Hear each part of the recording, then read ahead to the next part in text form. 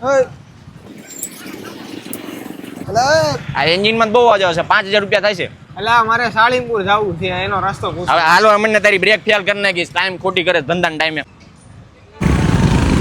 આ નવી ગાડીને તમે માં ફાડી નાખી છે. આ ક્લચ બ્લચ નથી દબાવતા ગેર પાડો ત્યારે, પછી અહીંયા જવું પડે ને. મજૂરીના કેટલા થયા? 300 રૂપિયા આપો ને. 150 રૂપિયા દે ચાલશે? તમારે શેનું કામકાજ છે? મારે તો એસી ફિટિંગ નું છે. 50000 નું એસી 25 માં આપશો?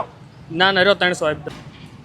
સ્પેર પાર્ટ ના પૈસા સામે ઓલી દુકાને આપતા હો, અને મજૂરીના પૈસા અહીંયા આપજો. ગાડી રિપેર કરવાનો ઓનલાઈન ઓર્ડર લો છો તમે? એટલે ભાઈ ક્યાંથી બોલે છે ભલા માણા? આ હવાર માં પત્તન નો ઠોય. આપણો જ્યાં ભાવનગર રોડ સ્વામિનારાયણ મંદિર મોરી દુકાન ની બાજુમાં બજરંગ ઓટો ગેરેજ, ત્યાં આવતો રહે. ઓનલાઈન ઓર્ડર ગેરેજમાં થોડા આવે. વાર લાગશે. તમારે કઈ ગામમાં કામકાજ છે? પતા એવો આંટો માર્યો એવું હોય ને તો ગામમાં ફ્રૂટ બ્રૂટ સલાડ જીતા હો, ત્યાં સુધીમાં કામ પતી જાય ને તમારો વારો આવતો રહે. વળી નથી ચડતી એક ઉગરા જેવી કરી નાખી છે. બરોબર, હવે 5 મહિના સુધી કઈ જોવું નહીં પડે. લઈ જાવ હાલો. એટલે તાર છોકરીને લગ્ન નું શું થયું?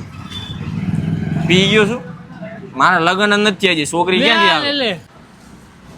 આપણામાં એવું આવતું જ નથી. તમારી નવી વસ્તુ કાઢીને જૂની વસ્તુ ઠોકવાની, સમજ્યા? આપણે નીતિનું કામ કરીએ તો જ તે પૈસો ટકે. આ બોટાદમાં જેટલી ગાડી હાલે ને, જેટલી ગાડી, બધી આ ગાડી એકવાર આવેલી છે, બધી અહીંયા રિપેર કરેલી છે. ઉગરા જેવી કરીને મોકલું ને તો જ આ, બાકી બાવળિયામાં ઘા. ઓ ભાઈ, તમારે 400 રૂપિયા છે. શેના 400? હા, તમે ગાડી મૂકીને ગયા ત્યાં ના શેના ગાડી? આ ઓઇલ બદલું એ ના હું શેના કોને દોઢો કરો તો ઓઇલ બદલવાનો? તો અહીંયા હું કેમ ગાડી મૂકીને જવું પડે? આમ સાઈડમાં મૂકે ને પેલા 400 રૂપિયા સાઈડમાં ગાડી લો. 400 રૂપિયા ગાડી